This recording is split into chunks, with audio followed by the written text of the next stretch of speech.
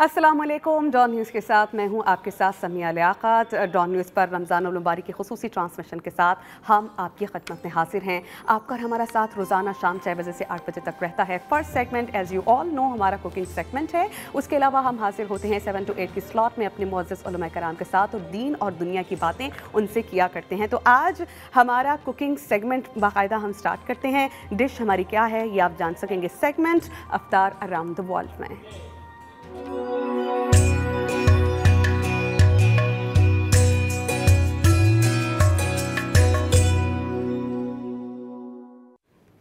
तो अपना सेगमेंट बाकायदा शुरू करने के लिए हम रुख करेंगे हमारे कुकिंग काउंटर का। वहाँ पर मौजूद हैं शेफ़ मोहम्मद अब्दुल मालिक। उन्हें कहेंगे अस्सलाम वालेकुम।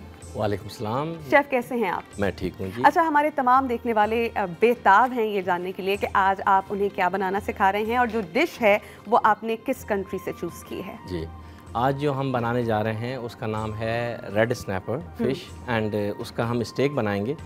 ये हमने चूज़ की है कैरिबियन कंट्रीज़ हैं, जैसे कि हमारी है एंटिका और बरमूदा है। ये वहाँ पर ख़ास तौर पे बहुत अच्छी किस्म की पाई जाती है गल्फ़ ऑफ मैक्सिको के साइड पे। वैसे तो दुनिया के काफ़ी रीजन्स में ये मिलती है और इस फ़िश को जो है आज हम बनाएंगे। ठीक। एंड लेट्स सपोज अगर पाकिस्तान में इजीली रेड स्नाइपर, आप सभी जानते हैं कि एक्सपेंसिव भी बहुत है, आसानी से मिलती भी नहीं है। रेड स्नाइपर अगर हमारे पास ना हो तो किसी और फिश का इंतखाब हम कर सकते हैं? बिल्कुल हम इंतखाब कर सकते हैं। उसका नाम है हीरा फ़िश। वो तकरीबन इससे मिलती जुलती है, यानी खुसूसियात इसकी और उसकी तकरीबन वही है, मगर वो हमें फ्लेवर नहीं होगा जो एग्जैक्टली वो है, मगर उसका फिर भी हम अल्टरनेटिव यहाँ पे। ठीक, तो चलिए फिर हम स्टार्ट करते हैं। जी जी बिल्कुल। और स्टार्ट करने से पहले मेरा ख्याल है हमें अपने धोने होंगे हाथ। हम इस्तेमाल करते हैं डेटॉल का। डेटॉल के बारे में बताते हैं कि इसका जर्म फ्री एक फार्मूला है जो आपको महफूज रखता है जर्म से। और अगर आपके हाथ साफ हैं, आप महफूज हैं जरासीम, तो ये आप सेहतमंद हैं तो आपकी फैमिली भी सेहतमंद होगी। हम सभी जानते हैं कि वायरल इन्फेक्शन का मतलब ही ये है कि एक शख्स से दूसरे शख्स को ये मुंतकिल होता है और अगर हम अपना ख्याल रखें तो ऐसा होगा नहीं। तो शेफ़ ने अपने हाथ धो लिए हैं। अब हम अपनी जो रेसिपी है उसका बाकायदा आगाज़ करेंगे। शेफ़ हमें ये बता रहे हैं कि लेट्स सपोज़ अगर आपके पास रेड स्नाइपर नहीं है तो आप दूसरी मछली, जिसका नाम आपने क्या बताया था? हीरा। हीरा की लोकल मछली है, उसका नाम है हीरा। और इसकी तकरीबन उसका टेस्ट कह रहे हैं सेम होता है। तो चलिए हम स्टार्ट करते हैं। सबसे पहले हम क्या करेंगे इसके साथ? सबसे पहले हमने लिए हैं फ़िश स्टेक। ये हमने काटे हुए हैं, हमारे पास मौजूद हैं। इसे हम मैरिनेट करेंगे।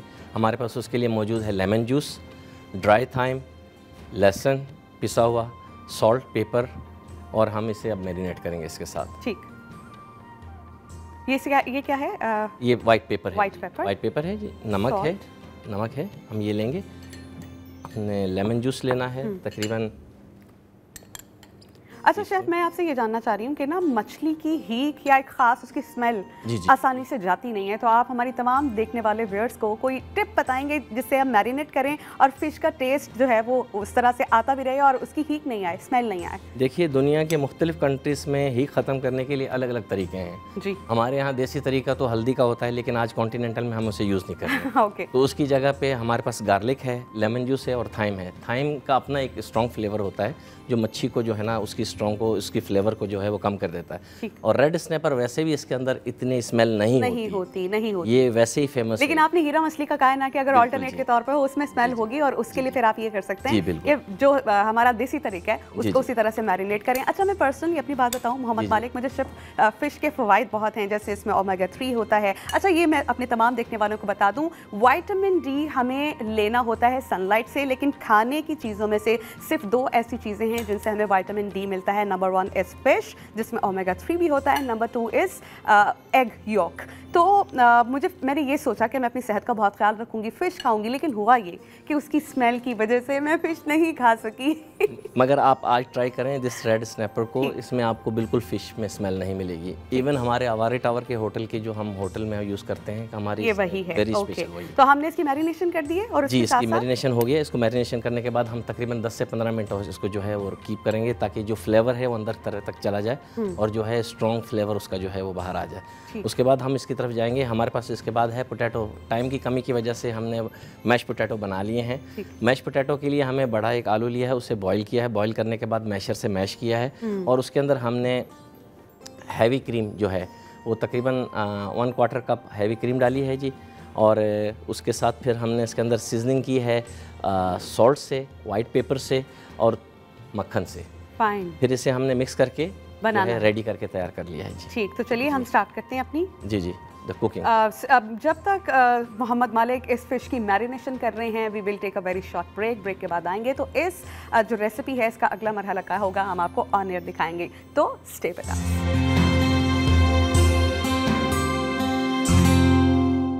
वेलकम बैक, आपकी खिदमत में हम हाजिर हैं और आज हम बना रहे हैं रेड स्नाइपर और इसकी मैरिनेशन हो चुकी है। शेफ़ हमें बता रहे थे कि ये बहुत कम वक्त में बन जाती है और फ़िश को हम सभी जानते हैं कि मैरिनेशन अगर अच्छे से हुई हो तो ज़्यादा टाइम नहीं लगता। तो शेफ़ हमारी फ़िश की मैरिनेशन हो गई है क्या? जी मैम, फ़िश रेडी हो गई है बिल्कुल। अब हम इसको बनाने की तरफ जाएँगे।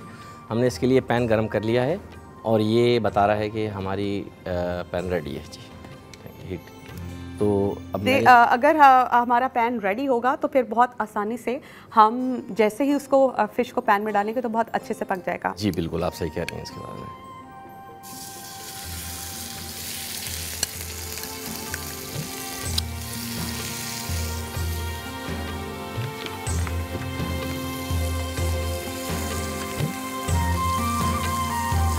इसका बनाते वक्त पैन के ऊपर एक ख्याल कीजिए कि इसे बार बार टर्न ओवर नहीं करना। ठीक, एक तरफ से जब ये हीट प्रॉपर इसको लग जाएगी, ये आधा पक चुका होगा, फिर हम इसे टर्न करेंगे, क्योंकि जब हीट होती है वो मीट के अंदर चलती है, जैसे जैसे मीट गर्म होता है वैसे वैसे चलती है।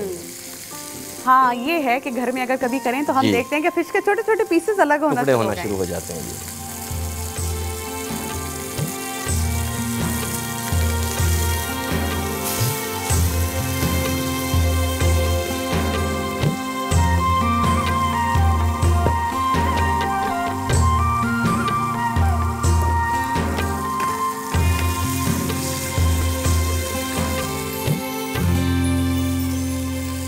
शेफ़ आप हमें ये बता रहे हैं कि हमने इसको ज़्यादा पलटना नहीं है। हमारा रेसिपी कार्ड आप स्क्रीन पर देख सकते हैं। हम रेड स्नाइपर लेंगे 2 पीसेस, हम इसके स्टेक बनाएंगे और फ्राइंग के लिए ऑलिव ऑयल, लेमन जूस लेंगे। इसके अलावा हमारे पास कुटी हुई लहसुन होगी और फ्रेश थाइम लेंगे, क्योंकि इसका टेस्ट बहुत ही डिफरेंट और रिच होता है। और जो इंग्रेडिएंट्स हैं मज़ीद, उसमें हम बटर लेंगे, क्रीम लेंगे, सॉल्ट एंड पेपर लेंगे। ये इसलिए लेंगे क्योंकि इसके साथ हमें मैश पोटैटोज़ बनाने हैं। ये ऐसे मैं बताना भूल गई कि हम एक लार्ज साइज़ पोटैटो भी लेंगे जिसे हम बॉईल करेंगे।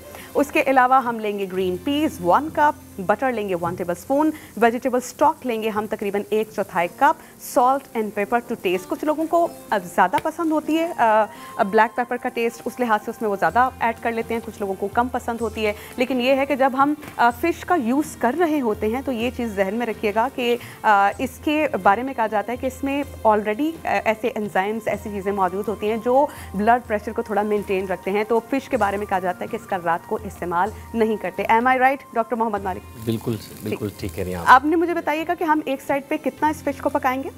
इसको अगर नॉर्मल हीट पर आप रखेंगे, मीडियम हीट के ऊपर, मीडियम टू हाई, तो आप इसको 3 से 4 मिनट। ठीक। It is slowly cook from one side and then you will turn over from other side. Fine fine. ये तकरीबन आपका 75% रेडी हो चुका है। रेडी हो गया। जब तक हमारी ये फिश पक रही है, मुझे लगता है हमें प्लेटिंग भी स्टार्ट कर देनी चाहिए, क्योंकि हम अपने तमाम व्यूअर्स को प्रेजेंटेशन भी दिखाएंगे कि सिर्फ अच्छा खाना बनाना ही नहीं बल्कि खाने को अच्छे से पेश करना भी एक आर्ट है। तो लेट्स स्टार्ट, हम अपनी प्लेटिंग भी स्टार्ट करते हैं। हमने अपनी अच्छी से प्लेट को डेकोरेट करना है। और जो अच्छा शेफ आप मुझे बताइए, हम ये जो पीस लिए हैं हम इसका क्या करेंगे? जी, हमने इनको बॉईल करना है? इसकी हम प्यूरी बनाएंगे। इसे हम बॉईल करेंगे पहले इसके स्टॉक के साथ, चिकन स्टॉक और वेजिटेबल स्टॉक एज लाइक। जिस तरह के किसी को अगर चिकन स्टॉक पसंद नहीं है या डॉक्टर की तरफ से मना किया हो तो वेजिटेबल स्टॉक भी, अगर वेजिटेरियन लोग हैं तो वेजिटेबल स्टॉक भी। और पता है इसके फ़वाइद भी बहुत होते हैं। इसके फ़वाइद भी बहुत होते हैं। ये आपकी वेजिटेबल की पूरी जो है वो कमी पूरी कर देगा उस हिसाब से। जो मटर वैसे भी ये रिसोर्स है बहुत अच्छा विटामिन्स का, और हाई प्रोटीन भी। हाई प्रोटीन है। और सबसे अच्छी बात ये है कि यूएसए वगैरह में ज़्यादातर लोग ये इस्तेमाल करते हैं, बहुत पसंद करते हैं इसे। तो हमने वेजिटेबल स्टॉक में इसको पकाने के बाद इसकी प्यूरी बना लेनी है, ब्लेंड करना है सीधा स्टॉक के साथ। इसको हम थोड़ा सा पहले इसे छान लेंगे, छानने के बाद ब्लेंडर में डाल के फिर हस्बे ज़रूरत जितनी ज़रूरत होगी, जितने हम इसको थिक बनाना चाहें प्यूरी, अपनी मर्जी है जी, अपनी मर्जी के ऊपर। प्यूरी जो है बहुत ज़्यादा थिक भी नहीं होनी चाहिए और बहुत पतली भी नहीं होनी चाहिए कि आपकी प्लेटिंग के अंदर से वो पानी अलग हो रहा हो और प्यूरी अलग हो। फिर it doesn't look nice। जी। ये हमारी स्टेक तकरीबन रेडी हो गया है। तो हम अब इसकी प्लेटिंग की तरफ चलते हैं जी। जैसे कि हमने आपसे कहा था कि हम अच्छी क्विक रेसिपीज़ बनाएंगे जो सेहत बख्श होंगी, सेहत अफजा होंगी और आपके जो दस्तरखान है उसकी रौनक को भी बरकरार रखेंगे। तो इसी को देखते हुए जैसा कि हमने चिकन से गुज़श्ता रोज़ रेसिपी बनाई थी, उससे पहले भी हमने डिफरेंट रेसिपी बनाई, वो हमने बनाए थे ब्रेस्ट पॉकेट, और आज हम बना रहे हैं रेड स्नाइपर। आज फ़िश रेसिपी है और उसके साथ हम लेंगे मैश पोटैटो। मैश पोटैटो बनाने का तरीका हमें शेफ़ ने बता दिया है कि हमने क्या करना है, पोटैटो को बॉईल करना है, उसके साथ फिर हम इसको क्रीम में पकाएंगे। जिसके साथ जब बॉईल हो जाएगा फिर हम इसको जिस वक्त मैश करेंगे उस वक्त हम विस्क के साथ या हमारे पास कोई ब्लेंडर है उसके साथ हम इसके अंदर क्रीम डालेंगे। फाइन। सॉल्ट एंड पेपर, कुछ जगहों पर हम इसमें चिकन पाउडर भी इस्तेमाल करते हैं टेस्ट के लिए। टेस्ट के लिए, बट अगर कोई वेजिटेरियन है तो हमें चिकन पाउडर इस्तेमाल नहीं। Very good. तो हमारे मैश पोटैटो से हमने इसकी प्लेटिंग स्टार्ट कर दी है और उसके अलावा जो हमारी फ़िश पक चुकी है, एक टिप हमें बताइए शेफ़ ने, उन्होंने कहा है कि जब आप पैन में फ़िश रख दें तो उसे छेड़ना नहीं है, उसे कुक होने दें। जब एक साइड बहुत अच्छे से कुक हो जाए तो फिर हम अपना जो नेक्स्ट है उसको दूसरी साइड को पकाएंगे जी। फ्राई पैन मेरा ख्याल है हमें दूसरी तरफ रखना चाहिए ताकि हमारे जो व्यूअर्स हैं वो देख सकेंगे प्लेटिंग हम कितने अच्छे से कर रहे हैं। और ये वो प्यूरी है, पीस प्यूरी जो हमने बनाई थी, इसके साथ हम इसकी प्लेटिंग कर रहे हैं। अवारी होटल से शेफ़ मोहम्मद मालिक हमारे साथ मौजूद हैं और हम ये कोशिश करते हैं कि जो हमें hotel style, restaurant style recipes हैं या डिशेस हैं वो हम आपको ना सिर्फ बनाना सिखाएं बल्कि प्लेटिंग भी सिखाएं कि किस तरह से उसकी प्रेजेंटेशन की जाती है। तो बिल्कुल वैसा ही स्टाइल इस वक्त देखने में मुझे मिल रहा है। आई होप आप लोग भी इसको पसंद कर रहे होंगे। अच्छा, आप हमें कॉल कर सकते हैं at 0800-144-55 पे and you can be a part of this show. अपनी पसंद की कोई डिश आप हमसे बनवाना चाहें। अच्छा, हमें लगता है कि हमने अगर डिश देख ली है तो हम बना सकते हैं, लेकिन ऐसा होता नहीं। कुकिंग के दौरान हमसे चीज़ें ख़राब हो जाती हैं। तो अगर आप कोई टिप किसी ख़ास रेसिपी की जानना चाहें तो हमारे पास अवारी होटल से और बीच लग्जरी होटल से प्रोफेशनल शेफ़्स आ रहे हैं जो एग्जीक्यूटिव हैं, पूरे फ्लोर को देखते हैं, दे कैन गाइड यू। हम देख रहे हैं कि बहुत मेहनत कर रहे हैं शेफ़ मोहम्मद मालिक प्लेटिंग में। और ये हम लेंगे बीट रूट जिसकी बहुत ही बारीक सी कटिंग की हुई है, बहुत वाइट प्लेट में डिम कलर्स के साथ। अब ये जब बहुत ही मैरूनिश कटी हुई वेजिटेबल्स आएंगे तो यू कैन सी कि ये कितनी खूबसूरत लग रही हैं। और ये बताइए मोहम्मद मालिक ये क्या है? ये ऑयल है, हमने इसे यही थाइम का ऑयल बनाया हुआ है ताकि वो ज़्यादा फ्लेवर अच्छे से आ जाए और एक जो है कलर भी अच्छा है। हाँ जी, उससे कलर अच्छा आ जाए। अच्छा, इस ऑयल को बना के हम फ्रिज में कितनी देर रख सकते हैं मोहम्मद मालिक? जी, ये तो लॉन्ग टर्म्स पे चलता है। इसे आप महीने भर के भी फ्रिज में नहीं, ऑयल आप बना के वैसे बाहर भी रख सकते हैं। हाँ, बाहर भी इसके ऑयल बने हुए मार्केट में भी अवेलेबल हैं और आप घर पे भी बना सकते हैं। खूबसूरत जी। और ये हमने लिए पार्सली, और let's suppose parsley easily available नहीं है तो हम कोरिएंडर यूज़ कर सकते हैं। नॉर्मल कोरिएंडर कुछ भी जो हमारे पास अवेलेबल है। हमारे देखने वाले देख सकते हैं कि प्लेटिंग में अच्छी डिश का बना हुआ होना और उसके साथ उसकी डेकोरेशन और कलर्स जो वेजिटेबल्स के हैं कितने खूबसूरत बना देते हैं। तो इस चीज़ को हमें मलहूज़े खातिर रखना होता है, ना सिर्फ अच्छा बनाना होता है बल्कि उसकी अच्छी प्लेटिंग भी हमें करना होती है। Very nice, it's looking fabulous, बहुत अच्छा लग रहा है। आप देख सकते हैं स्क्रीन पे कि हमारी प्लेट बहुत खूबसूरती से शेफ़ मोहम्मद मालिक ने इसको रेडी कर दिया है। रेसिपी कार्ड आप स्क्रीन पर देख सकते हैं। एक बार फिर अगर किसी से, जिन लोगों ने अभी ज्वाइन किया है, इनसे कुछ मिस हो जाए तो you guys can note down. Red sniper लिए हमने 2 pieces, olive oil 1 tablespoon for frying, lemon juice 1 tablespoon. इसके अलावा हमने जो गार्लिक लिया है उसको अच्छे से उसको पीस लेना है, आप ले सकते हैं 4 से 5। इसके अलावा हम यूज़ करेंगे butter, cream, salt and paper और इसके साथ पोटैटो लेंगे। ये हम मैश पोटैटो बनाएंगे उस लिहाज से। अच्छा, कुछ बच्चों को मैश पोटैटो पसंद नहीं हो सकते तो उनके साथ सर्विंग फ्राइज़ की भी हो सकती है। अब हम प्यूरीज का इंग्रेडिएंट बता रहे हैं। ये है पीस की प्यूरी के इंग्रेडिएंट्स। ग्रीन पीस लेंगे 1 cup, butter 1 tablespoon, vegetable stock लेंगे 1/4 कप और salt and pepper to taste. इसमें आप क्या करेंगे कि पीस को बॉईल करने के बाद इसको ब्लेंडर में ब्लेंड करेंगे अच्छे से। और जैसे कि हमें शेफ़ बता रहे थे कि अपनी आसानी के लिए आप इसको ज़्यादा थिक भी बना सकते हैं, थोड़ा नॉर्मल भी रख सकते हैं, लेकिन बहुत लिक्विड नहीं होना चाहिए। ऐसा ही है? बिल्कुल ऐसा ही जी।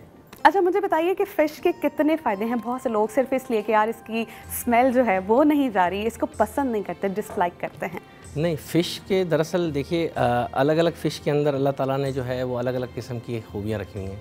जैसे कि मिसाल के तौर पे अब पॉम्फ्रेट है, डॉक्टर कहते हैं जी ये जिन्हें हार्ट का प्रॉब्लम है तो वो पॉम्फ्रेट इस्तेमाल करें। इसके अंदर ओमेगा फैटी 3 भी है, उसके बाद हमारे पास विटामिन डी है, उसके अलावा B12 है। तो ये इस तरह की बहुत सारी चीज़ें हैं, फुल ऑफ न्यूट्रिशन है, तो ये हमारे लिए बहुत फ़ायदेमंद है। आप मुझे बताइए कि आप सहर व अफ्तार किस तरह करते हैं? What is your favourite dish? और मुझे बताइए हम अब आप होटल में तो बनाते हैं, यहाँ तो बना रहे हैं, क्या घर में भी कुकिंग करते हैं? घर में बहुत कम कुकिंग करते हैं, मगर होटल के अंदर तो ज़ाहिर है हमारे जो गेस्ट आए हुए होते हैं, हमने उनकी मेहमान नवाजी करनी होती है, तो हम चलते फिरते ही हमारा सब चल रहा होता है वहाँ पर। ऐसा है कि अगर किसी को कोई आर्ट आता है, लेट्स सपोज अगर कोई मेकअप आर्टिस्ट है, अगर कोई मेहंदी अच्छी लगा सकता है, कोई अच्छी पेंटिंग बना सकता है, तो घर वाले तो उनको आप समझे कुछ समझते नहीं हैं और पूरी कोशिश होती है कि उनका फ़ायदा उठाएं। भाई तुम आके ये कर दो, तुम आके कर दो। तो आई एम सरप्राइज्ड कि आप शेफ़ हैं और कुकिंग नहीं करते घर पर। नहीं, घर में करता हूँ, बहुत कम करता हूँ, क्योंकि मेरी वाइफ भी बहुत अच्छी शेफ़ है। She is making food in home very nice. तो ज़ाहिर है घर वाले फूड की तो इंसान जो माँ की तरफ से आ जाता है फूड, या मतलब लेडीज़ की तरफ से जो घर में बना उस फूड का तो कोई मुकाबला नहीं कर सकता। हम शेफ़ हैं, हम प्रोफेशनल हैं, हम इस तरह की आर्ट करते हैं, फ्लेवर्स लाते हैं, मगर जो घर का माँ का फ्लेवर है वो तो अलग ही है, उसका मज़ा। ठीक, शेफ़ मोहम्मद अब्दुल मालिक हमें बता रहे थे कि वो शेफ़ तो हैं लेकिन घर में कुकिंग नहीं करते। आज आपने देखा कि हमने आपको बनाना सिखाई है red snapper as we said, कि हम इस तरह से डिज़ाइन करते हैं उन चीज़ों के कि घर में जो लेडीज़ होती हैं उन्हें अपने ज़िक्र अस्कार भी करने होते हैं, कुकिंग भी करने होते हैं, तो we do try our level best. जैसे हमने ये रेसिपी बहुत कम वक्त में बना दी, अब देखिए अच्छे से बन भी गई है, टेस्टी भी होगी और हेल्थ वाइज भी बहुत अच्छी होगी। आपने देखा होगा कि हम ऑलिव ऑयल का इस्तेमाल कर रहे हैं और बहुत अच्छे से ये रेसिपीज़ लेके आ रहे हैं। ना सिर्फ आपके दस्तरखान की रौनक बढ़ेगी, बल्कि यू विल फील कि रमज़ान में जो आप रोज़े रख रहे हैं, रखने के साथ साथ जो अच्छी सेहत बख्श रेसिपीज़ हैं वो लेकर आ रहे हैं। वेजिटेबल्स का इस्तेमाल कीजिए कि ये फाइबर से भरपूर होते हैं। मैं एक चीज़ बता देती हूँ, डॉक्टर्स ये कहते हैं कि अगर आप अपनी ग़िज़ाइयत का ख्याल नहीं रख रहे तो आपकी बॉडी को फंक्शनल रहने की ज़रूरत तो है ही है। तो बॉडी क्या करेगा, जो चीज़ आप नहीं दे रहे बॉडी में से ही निकाल के यूज़ कर लेगा।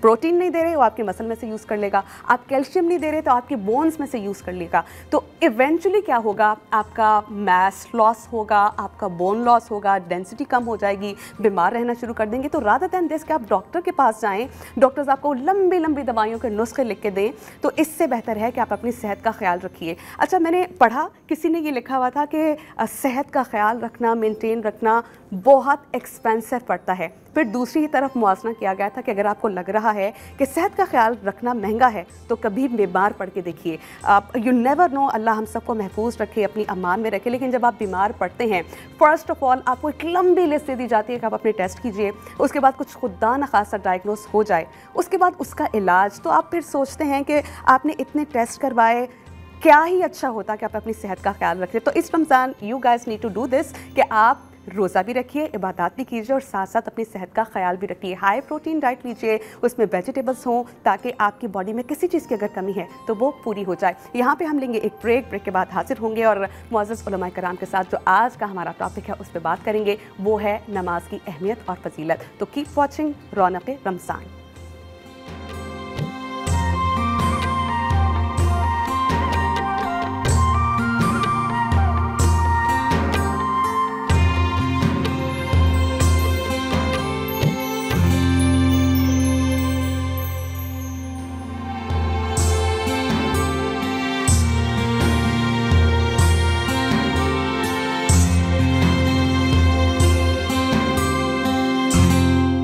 जी, हम आपकी खिदमत में हाजिर हैं और आज का हमारा उन्वान है नमाज। हमें नमाज कायम करने का हुक्म दिया गया है। कुरान पाक में जगह जगह हमें नमाज पढ़ने का कहा गया है। नमाज है क्या? नमाज हमारी अल्लाह सुब्हानहू व तआला के साथ मुलाकात है। अल्लाह पाक जो तमाम जहानों के मालिक हैं, खालिक हैं, राज़िक हैं, सब कुछ सुनते हैं, जानते हैं, अरहमर राहिमीन हैं, मुसब्बबुल असबाब हैं। तो अल्लाह पाक ने जब हमें इतनी नेमतों से नवाजा है, क्या हम पर ये वाजिब नहीं, क्या ये हमारे दिल में इस चीज़ का एहसास नहीं कि हम अल्लाह सुब्हानहू व तआला की शुक्रगुजारी करें?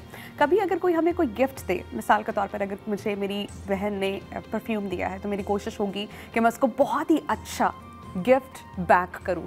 तो अल्लाह सुब्हानहू व तआला ने जब इतनी नेमतें हमें दी हैं तो क्या हम पर वाजिब नहीं है कि उसका शुक्र बजा लाएं, उसकी शुक्रगुजारी करें, सजदा रेस हों। तो कुरान करीम में तकरीबन 92 ऐसी मकामात हैं जहाँ पर हमें नमाज़ पढ़ने का हुक्म दिया गया है। ये हम सभी जानते हैं कि मेराज के मौके पर नबी करीम सल्लल्लाहु अलैहि वसल्लम के ज़रिए हम तक नमाज़ें पहुँचाई गई थी। पहले ये 50 थी और फिर आहिस्ता आहिस्ता कम करते करते इनकी तादाद 5 हो गई।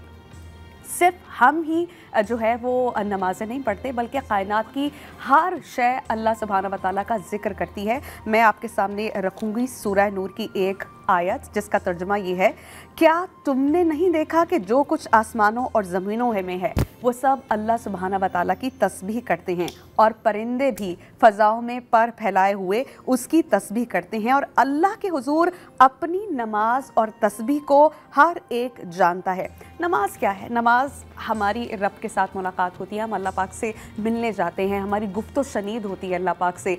कभी आप सोचिए कि तमाम जहानों का मालिक आपके सामने खड़ा है, आप शुक्रगुजारी में जब उसके सामने सजदा रेस हैं, यकीन कीजिए इंसान ऐसी कैफियत में मुब्तला हो जाता है कि आपको फिर बिल्कुल अंदाज़ा नहीं होता कि आपके इर्द गिर्द दुनियावी कोई चीज़ है भी या नहीं। तो इसी पर हम बहुत डिटेल से बात करेंगे। हमारे ज्वाइन कर चुके हैं हमारे स्टूडियो में मुअज़्ज़िज़ उलमा कराम मुफ्ती नूर रहमानी साहब और डॉक्टर सरवत अस्करी साहिबा।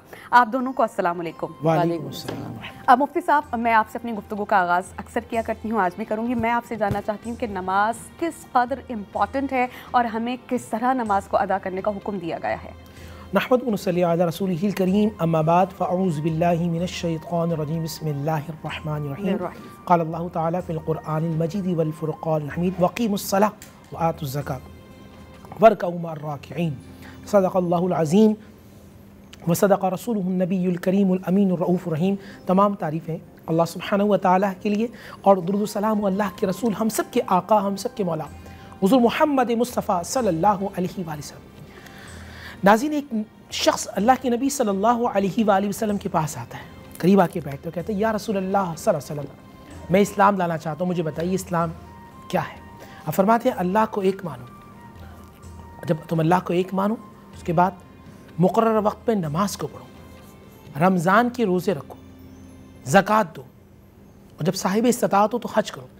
उसने कहा अल्लाह के नबी सल्लल्लाहु अलैहि वसल्लम, जिस तरह आपने कहा मैं वैसा ही करूँगा।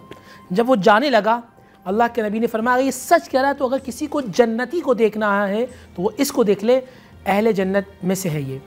नाज़रीन, नबी पाक सल्लल्लाहु अलैहि वसल्लम की हदीस शरीफ में आका अलैहिस्सलाम ने फरमाया, मैं आपको मफ़हूमन और मिसाल के तौर पर समझा रहा हूँ कि हुज़ूर ने कहा कि किसी के घर के सामने नहर हो और वो उसमें से 5 मरतबा गुस्ल करे, तो क्या वो गंदा होगा, उसका जिस्म खाक आलूदा होगा? तो साहबा ने कहा रसूल अल्लाह वो 5 मरतबा नहाएगा।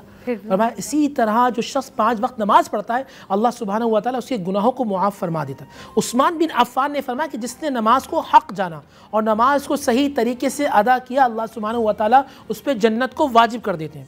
नबी अलैहिस्सलाम की अहादीस के अंदर जो शख्स नमाज को सही तरीके से खुशू के साथ नमाज को सही तरीके से अदा करता है, तो जिस तरह सर्दी में पत्ते से आप ऐसे हिलाएं, जब कहते हैं दरख्त के, उनको ऐसे हिलाएं तो वो गिरना शुरू हो जाते हैं ख़िज़ा के मौसम में। अल्लाह के नबी सल्लल्लाहु अलैहि वसल्लम फरमाया जिस तरह ख़िज़ा के मौसम में पत्ते गिरना शुरू हो जाते हैं, इसी तरह कोई सही तरीके से नमाज को अदा कर ले तो अल्लाह सुब्हानहू व तआला उसके सारे गुनाहों को इस तरह झाड़ देते हैं। मैं यहीं से आप ही की बात को जोड़ना चाहूँगी, सही तरीके से नमाज की अदायगी क्या है कि हक़ भी अदा हो जाए और दिल को हमारे एक तमानियत हो कि बिल्कुल ठीक मैंने नमाज़ पढ़ी है। मैंने ये सुना है कि जल्दी में नमाज अदा नहीं करनी चाहिए और जो तमाम फ़राइज़ हैं, वाजिबात हैं नमाज के, वो हमें अदा करना चाहिए। वो क्या हैं, वो मुझे भी बताइए, हमारे देखने वालों को। माशाल्लाह बहन, खुश रहें, बहुत अच्छा आपने सवाल किया, क्वेश्चन किया।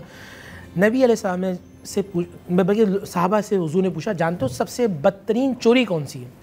तो साहबा ने कहा, किसी ने कुछ कहा ये चोरी चोरी। हुज़ूर ने फरमाया सबसे बदतरीन अल्लाह के नज़दीक चोरी है कि तुम नमाज को सही तरीके से अदा ना करो। उजलत, जल्दबाजी के अंदर फास्ट नमाज पढ़ना कि बस खड़े हो गए, बस टकरे मारना नहीं, नमाज को सही तरीके से अदा करना। बल्कि एक रवायत में मिलता है एक शख्स नबी इस्लाम के सामने मौजूद है, नमाज़ पढ़ रहा है। हुज़ूर ने फरमाया जाओ फिर नमाज़ पढ़ो। फिर आया, हुज़ूर ने कहा फिर जाओ नमाज़ पढ़ो। फिर तीसरी मरतबा आकर ने फरमाया नमाज को सही तरीके से अदा करो, जल्दबाजी में नमाज ना पढ़ो। हमारा जो दिल गाफिल होता है ना, बड़ा अच्छा सवाल किया मेरी बहन ने। हमारा जहन गाफिल होता है, दिल गाफिल होता है, हम नमाज के लिए खड़े होते हैं और सारे ख्यालात आने शुरू हो जाते हैं। कि उसकी वजह ये होती है जब हम कुरान पढ़ रहे होते हैं हमें नहीं मालूम होता हम क्या पढ़ रहे हैं। अगर हम सूरह फातिहा को समझ कर पढ़ेंगे, जो सूरतें पढ़ रहे हैं वो समझ के पढ़ेंगे तो इंशाल्लाह दिल गाफिल नहीं होगा। मुफ्ती साहब, यहीं से आप गुफ्तगू के सिलसिले को हम आगे बढ़ाएंगे कि दिमाग में इतने ख्यालात आते क्यों हैं, ये हम जानेंगे एक ब्रेक के बाद। तो आप हमारे साथ रहिए। ब्रेक के बाद आपको खुशामदीद कहेंगे। आज हम बात कर रहे हैं नमाज पर। हम सभी जानते हैं कि इस्लाम के 5 सतून हैं और उसमें से एक नमाज भी है, यानी तौहीद, नमाज, रोज़ा, ज़कात, हज।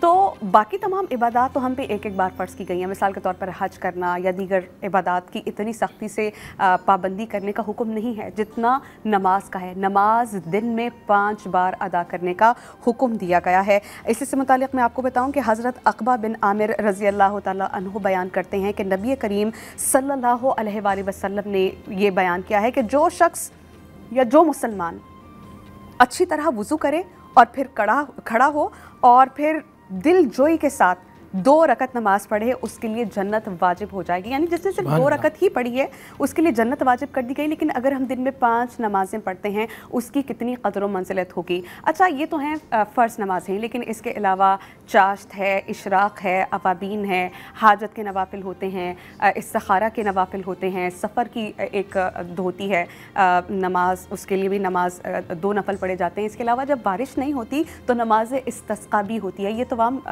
जो नमाजें हैं जिसका जिक्र मैंने फ़र्ज़ नमाज़ों के अलावा किया वो नबी करीम सल्लल्लाहु अलैहि वसल्लम ने अदा की। इस पर डिटेल से बात करेंगे, लेकिन उससे पहले हम रुक करते हैं आपा का, उनसे जानते हैं। अस्सलाम वालेकुम आपा। वालेकुम अस्सलाम। आपा, नमाजें हम पर कब फ़र्ज़ की गई, इसको अदा करने की कितनी कदर व मंजिलत है और जो शख्स अदा नहीं करता उसके बारे में क्या वईद है?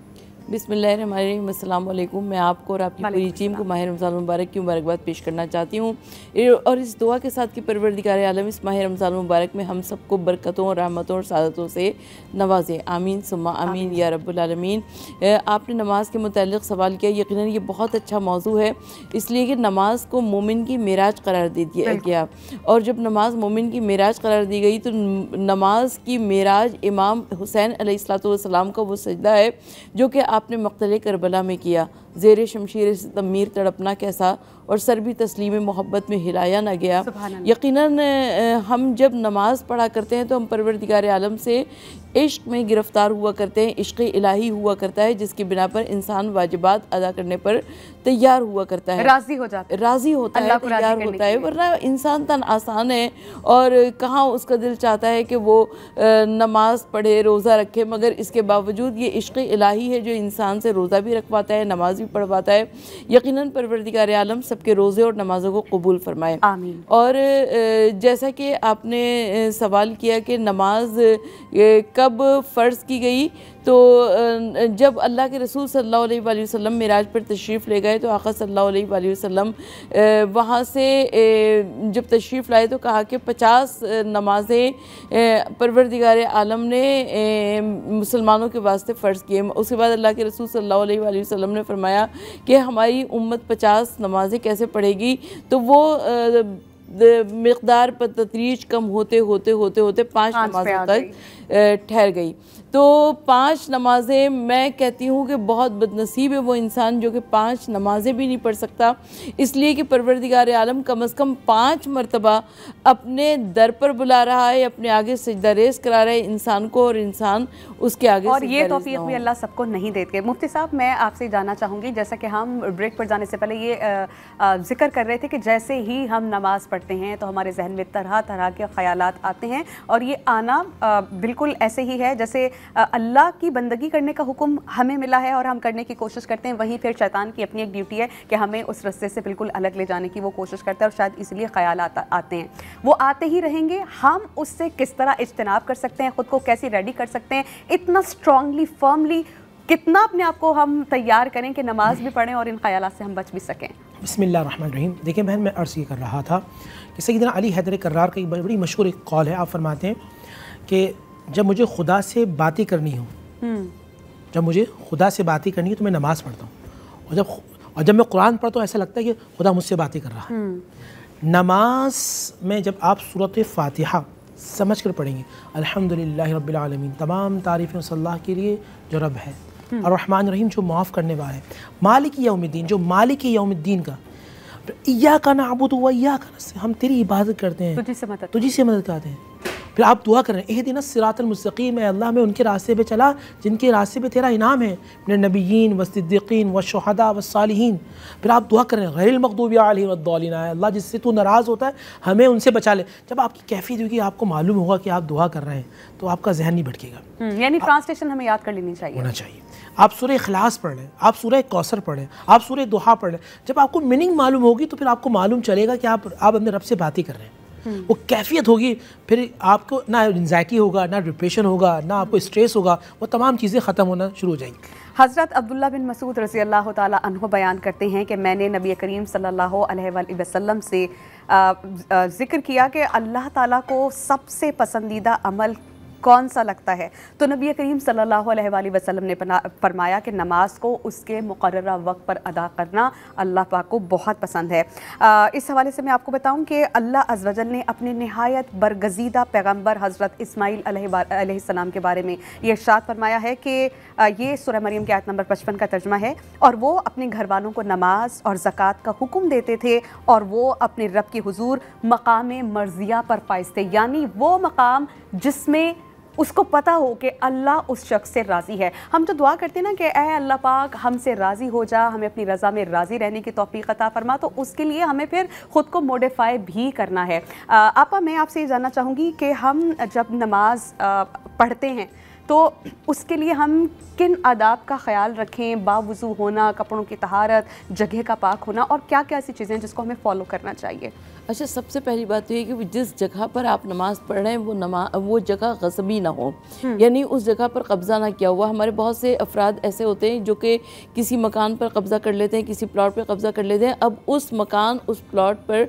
अगर आप नमाज़ पढ़ते हैं और वहाँ पर यानी प्लॉट पर मकान बना लिया, मकान के अंदर नमाज़ पढ़ रहे हैं, तो यकीनन वो नमाज काबिल कबूल नहीं है। इस तरह कब्ज़ा करना भी तो जायज़ नहीं है, हराम है ना उस जगह पे। अच्छा, मेरी कम फहमी आप मुझे तस्बीह कीजिएगा मौलाना साहब, आप भी और आप भी। आप मैंने ये सुना है कि खुदा न खास्ता अगर आपने हराम लुकमा खाया है, उसी से ख़रीदा हुआ लिबास पहना है, कोई ऐसी चीज़ पहनी है, तो आप कोई इबादत कर ही नहीं सकते। अल्लाह पाक देखिए, रिज़्क़ हराम और रिज़्क़ हलाल के मुतालिक हमारे लोगों को बहुत ज़्यादा होशियार रहना चाहिए, इसलिए कि हमने इस चैप्टर को बिल्कुल जैसे फरामोश कर दिया है। जिस ज़माने में हुज़ूर नबी करीम सल्लल्लाहु अलैहि वसल्लम तामीर काबा को सरअंजाम दे रहे थे, तो सरदारान मक्का आए और आकर वो बहुत कुछ देने लगे उस रास्ते में। तो हज़रत अबू तालिब ने फरमाया, कहा कि किसी का भी कोई माले हराम कबूल नहीं किया जाएगा। यानी माले हराम, आज तक दीन और शरीयत में वही उसूल मौजूद है कि आप मस्जिद बनाएं, इमाम बरगा बनाएं, आप बड़ी बड़ी मजलिसें करें, नमाज़ें पढ़ें, मगर अगर रिज़्क़ हराम है तो वो काबिल कबूल नहीं। मौलाना साहब, मैं आपसे जानना चाहूँगी, ठंडी नमाज जो पढ़ते हैं उनको ये कहा गया है कि उनके लिए जन्नत की खुशखबरी उन्हें सुना दीजिए कि जन्नत उनके लिए है। ठंडी नमाज़ों से क्या मुराद है? नंबर 1, कौन कौन सी नमाजें हैं? और दूसरा, मैं आपसे ये भी जानना चाहूँगी कि वक्त की अदायगी किस कदर इम्पॉर्टेंट है किसी नमाज को अदा करने के लिए? बिस्मिल्लाहिर्रहमानिर्रहीम। ठंडी मुराद से ये है कि जब गर्मियाँ बहुत शिद्दत के साथ हों, नबी अलैहिस्सलाम ने इरशाद फरमाया कि अपने नमाज ज़ोहर को ठंडा कर कर पढ़ो। इससे मुराद ज़ोहर की नमाज नबी अलैहिस्सलाम फरमाया, ये भी ख़ास गर्मियों के लिए, जब गर्मी बहुत उरूज पे हो, शिद्दत हो, तो मैं समझता हूँ कि हीट स्ट्रोक से बचाने के लिए अल्लाह के नबी सल्लल्लाहु अलैहि वसल्लम ने हमें ये हुक्म दिया था कि आप गर्मियों में ठंडी करके नमाज़ पढ़ो। और ठंडी से मुराद ये भी नहीं होगा कि आप जो है वो बिल्कुल आखिर के वक्त में पढ़ें, बल्कि मैं ये समझता हूँ कि जिन मसाजिद के अंदर 2, सवा 2, 2:30 बजे गर्मियों के अंदर नमाज़ होती है, वो नबी इस्लाम की उस हदीस के तनाजुर के अंदर है। जब कोई शख्स मस्जिद में दाखिल हो, आप जितने लोग यहाँ भी हैं और नाज़रीन वो सब भी मस्जिद में दाखिल हों, वज़ू करें, पहले कोशिश करें कि वज़ू घर में ही करें। जो शख्स वज़ू प्रॉपर तरीके से करे, हदीस में है कि ये जो जहाँ वज़ू के जो पानी लगता है, कल क़यामत के दिन वो चेहरा नूर की तरह चमकदार होगा। और मज़े की बात है कि जब वज़ू कर लें, वज़ू करने के बाद फ़ौरन 2 रकात नमाज पढ़ लें। सलातुल वज़ू, तहियतुल वज़ू से कहते हैं, तहियतुल वज़ू। जैसे तहियतुल वज़ू आप नमाज पढ़ेंगे, नबी सल्लल्लाहु की हदीस के मुताबिक अल्लाह सुब्हानहू व तआला आपको जन्नत वाजिब फरमा देगा। सुभान अल्लाह। ये कमाल है कि आप आप मस्जिद में दाखिल होते हैं, मस्जिद में तहियतुल मस्जिद, आपने जैसे मस्जिद में दाखिल हुए, आपने नमाज़ें 2 रकात नमाज़ पढ़ ली, फिर आप इंतज़ार कर रहे हैं अज़ान का, यानी पहले चले गए और फिर आप नमाज़ पढ़ ली। एक हदीस मैं आपको सुनाता हूँ इसी में, आप ज़ोहर में गए, जल्दी चले गए, ज़ोहर में नमाज़ पढ़ी आपने, फिर कुरान पढ़ते रहे। जब आप असर की नमाज़ तक मस्जिद में होंगे, अल्लाह ताला आसमान से फ़रिश्तों को आपका दीदार करने के लिए भेज देगा कि वो देखो मेरे घर में मेरा मेहमान बैठा है, और फिर जो आप दुआ करेंगे अल्लाह सुब्हानहू व तआला आपकी दुआ कबूल फरमा लेगा। सूरह बकरा की आयत नंबर 43 का तर्जुमा मैं आपके सामने रखूंगी। और नमाज कायम करो और ज़कात अदा करते और रहो और रुकू करने वालों के साथ रुकू किया करो। फिर सूरह ताहा में है, अल्लाह सुब्हानहू व तआला फरमाते हैं और मेरी याद की खातिर नमाज कायम किया करो। अल्लाह पाक को याद करने का हुक्म जो है वो हमें कहा गया। और अगर हम अल्लाह को याद करने के लिए दिन में 5 बार सजदा रेज़ होते हैं तो अल्लाह सुब्हानहू व तआला किस कदर खुश होते होंगे हमसे और किस कदर राज़ी होंगे। नमाज की फजीलत क्या है, इसकी हुर्मत क्या है, इस पर हम मज़ीद भी बात करेंगे, लेकिन एक ब्रेक के बाद।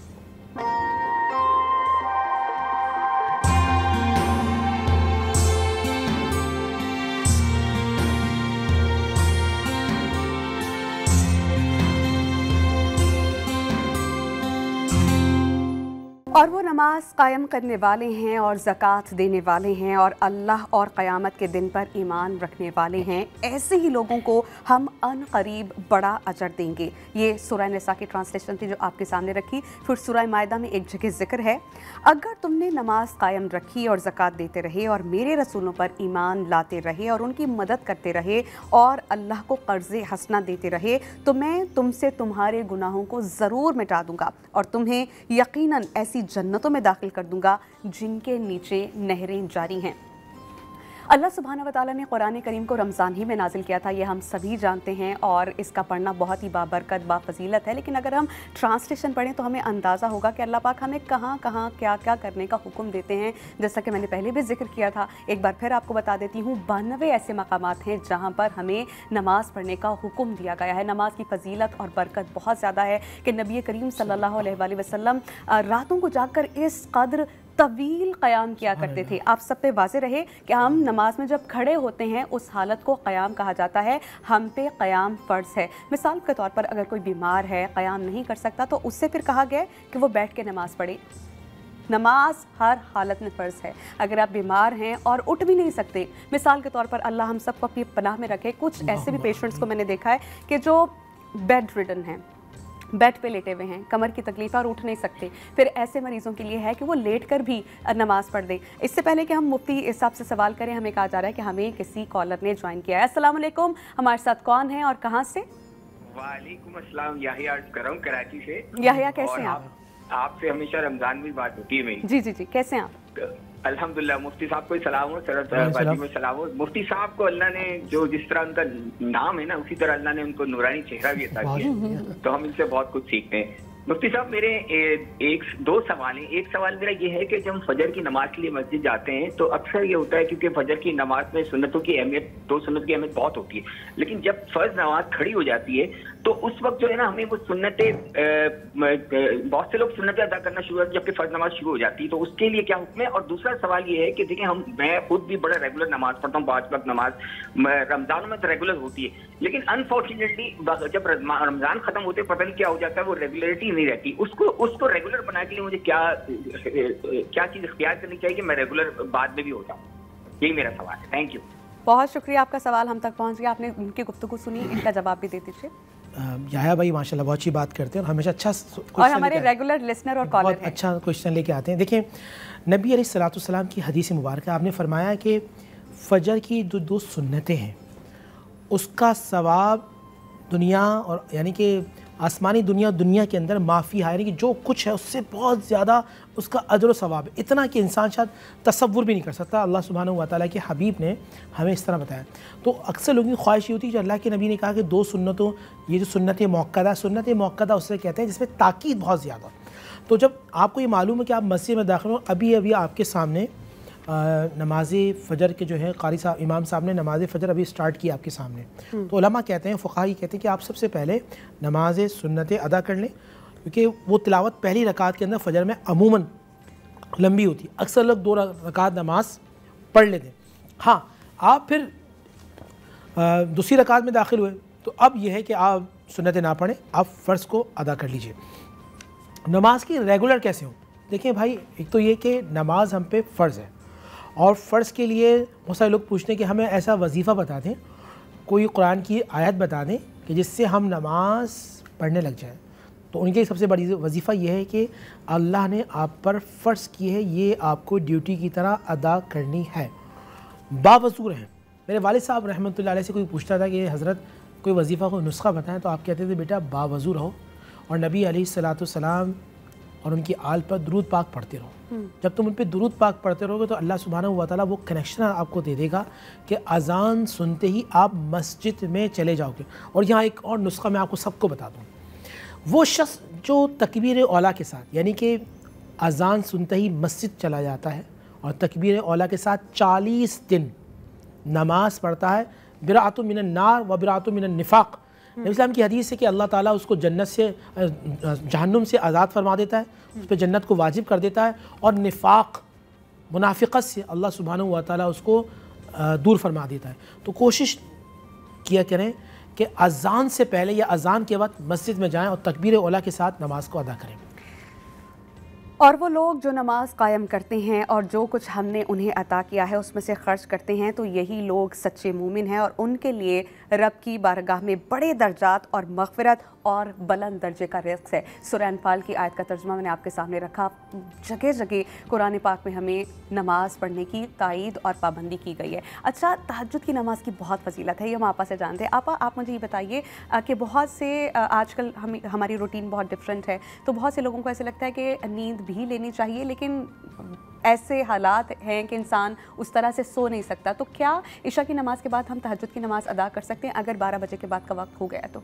बिल्कुल पढ़ सकते हैं। आप मग़रिबैन की नमाज़ पढ़िए और उसके साथ ही तहज्जुद की नमाज़ की 1 रकात या कम से कम 3 रकातें पढ़ लीजिए। परवरदिगार आलम आपको तहज्जुद के, जिसको ये यकीन हो कि वो नहीं उठ सकेगा, तो उसके लिए बेहतर यही है कि वो मग़रिबैन की नमाज़ के साथ ही पढ़ ले। और दूसरी बात ये कि हज़रत इमाम ज़ैनुल आबिदीन अलैहिस्सलाम से जब किसी ने पूछा, कहा कि फ़र्ज़ंदे रसूल इरशाद फरमाइए कि वो लोग इतने खूबसूरत, इतनी उनकी नूरानी शक्लें क्यों होती हैं जो कि तहज्जुद की नमाज़ पढ़ा करते हैं? तो फ़र्ज़ंदे रसूल ने इरशाद फरमाया, कहा कि इसलिए कि वो तन्हाई में अल्लाह से हम कलाम हुआ करते हैं, अल्लाह से राज़ व नियाज़ किया करते हैं। तो परवरदिगार आलम अपने नूर की चादर से उनको ढांप लिया करता है, और जब नूर की चादर से ढांप लिया करता है तो हमें आम लोगों के दरमियान वो अफराद बड़े ज़्यादा खूबसूरत नज़र आते हैं, हसीन व जमील नूरानी शक्ल नज़र आती है कि जो कि तहज्जुद की नमाज़ पढ़ा करते हैं। हज़रत अबू बसरा गफ़ारी रज़ी अल्लाह ताला अन्हु बयान करते हैं कि नबी करीम सल्लल्लाहु अलैहि वसल्लम ने मकाम महज़ में हमारे साथ नमाज असर की अदायगी की और फरमाया कि तुम में से पहली उम्मतों पर भी ये नमाज पेश की गई थी, लेकिन उन्होंने इससे ज़ाया कर दिया, लिहाजा जो इसकी हिफाजत करेगा उसे 2 गुना अजर मिलेगा। हम अपनी नमाज़ों की हिफाजत कैसे कर सकते हैं ये हम जानेंगे मुफ्ती साहब से, लेकिन एक ब्रेक के बाद। आप देखते रहिए रौनक।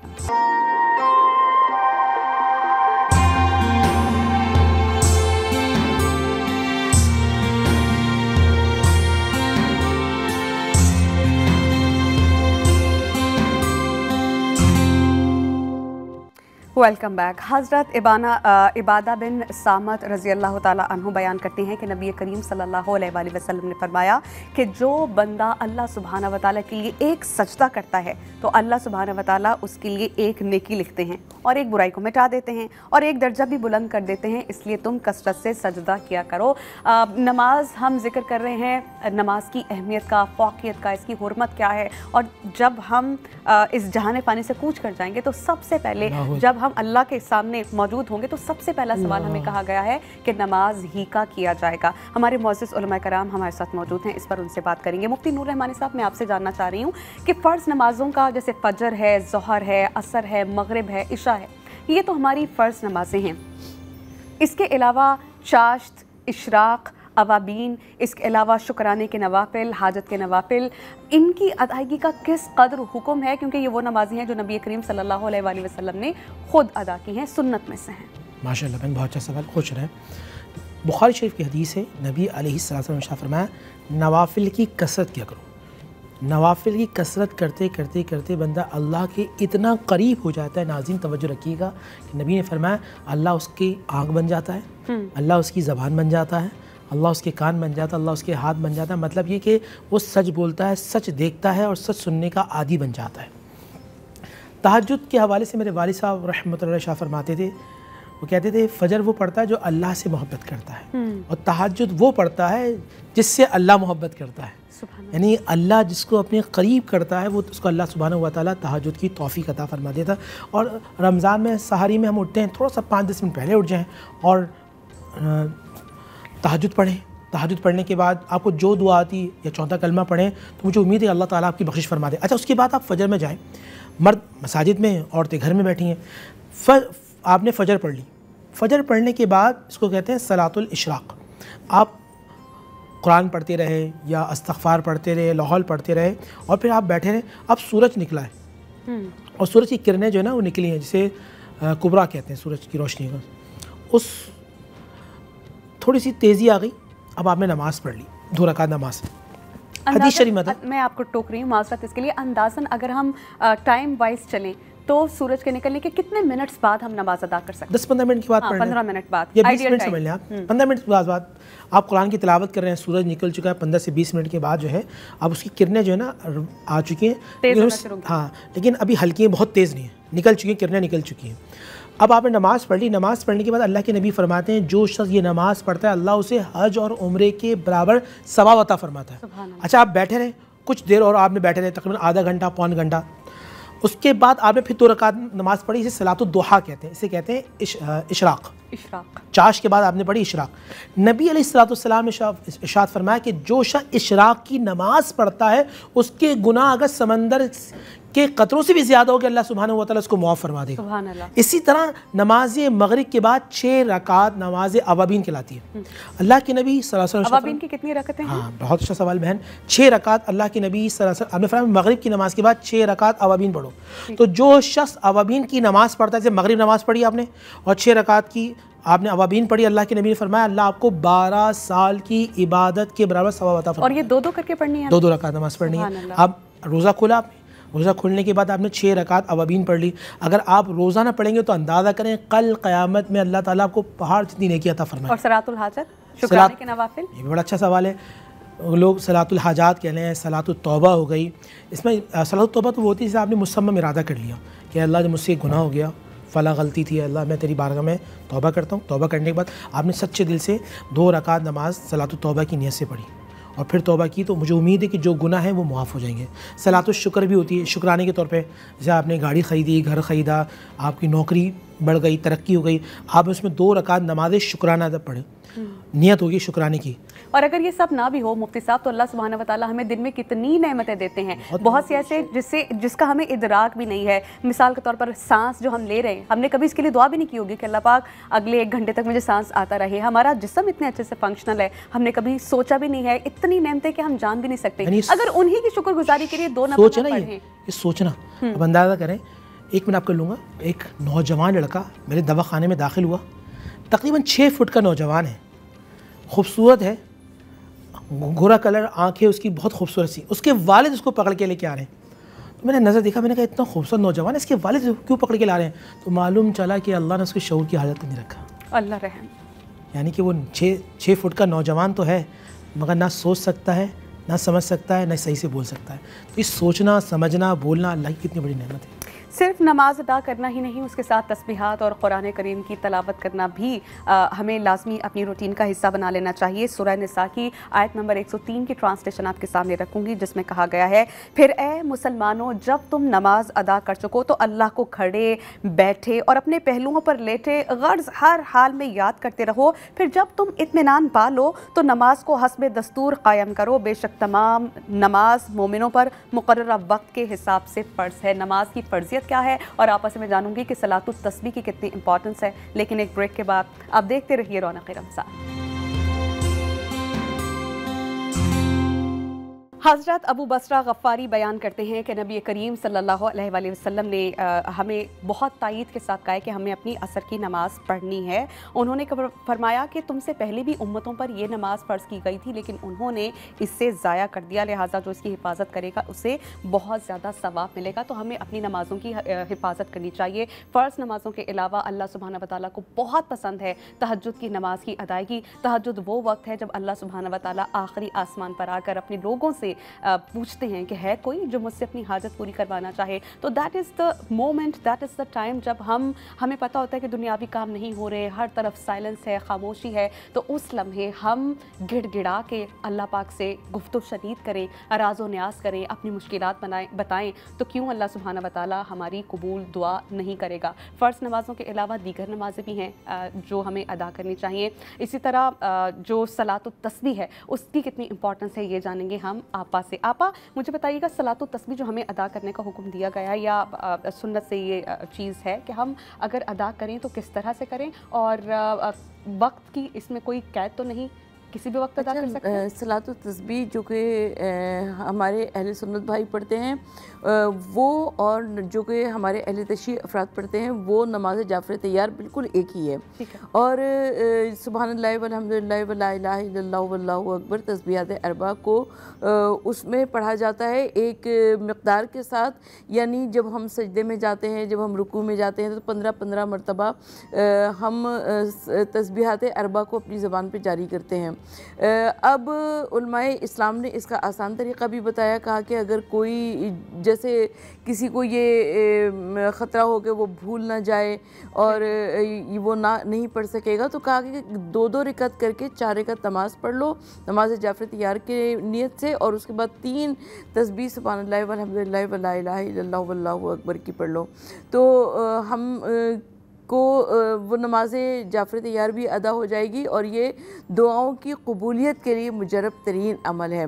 और मैं एक और, क्योंकि नमाज का मगज़ दुआ कहलाता है, और जब दुआ हम करते हैं तो तस्बीह जनाब फ़ातिमा ज़हरा सलामुल्लाह अलैहा का तज़किरा कैसे ना करें, इसलिए कि जब हम तस्बीह जनाब फ़ातिमा ज़हरा को पढ़ा करते हैं तो अल्लाह के रसूल सल्लल्लाहु अलैहि वसल्लम ने इस तस्बीह को अपनी बेटी जनाब फ़ातिमा ज़हरा को तालीम फरमाई।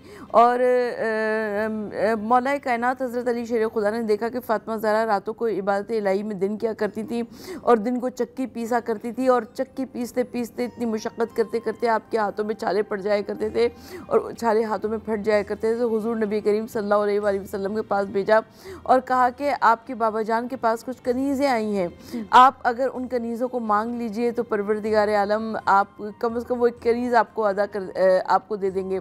और अल्लाह के रसूल सल्लल्लाहु अलैहि वसल्लम ने फरमाया, कहा कि फ़ातिमा अगर उम्मत की तमाम औरतों को कनीज़ की सहूलत मैसर होती तुमको भी कनीज़ मिल जाती। मैं तुमको एक ऐसा विर्द तालीम करता हूँ कि जिसको अपनी ज़बान पर जारी करोगी तो किसी किस्म की कोई मुश्किल नहीं आएगी। और उसके बाद तस्बीह फ़ातिमा ज़हरा सलामुल्लाह अलैहा रसूल खुदा ने तालीम फरमाई। सुभान अल्लाह। मुफ्ती साहब, मेरे सवाल के 2 हिस्से हैं। एक वो लोग जो पहले नमाज नहीं कभी पढ़ा करते थे, लेकिन अब अल्लाह सुब्हाना व तआला ने उन्हें रास्ता दिखाया, हिदायत नसीब हुई, वो नमाज़ें पढ़ते हैं, लेकिन ये भी चाहते हैं कि जिस हिस्से में वो गाफिल थे अपनी उम्र के, नमाज़ें नहीं अदा करते थे, तो उन नमाज़ों का क्या किया जाए। और दूसरा, अगर कोई शख्स सफ़र की हालत में है तो वो नमाज का क्या करें।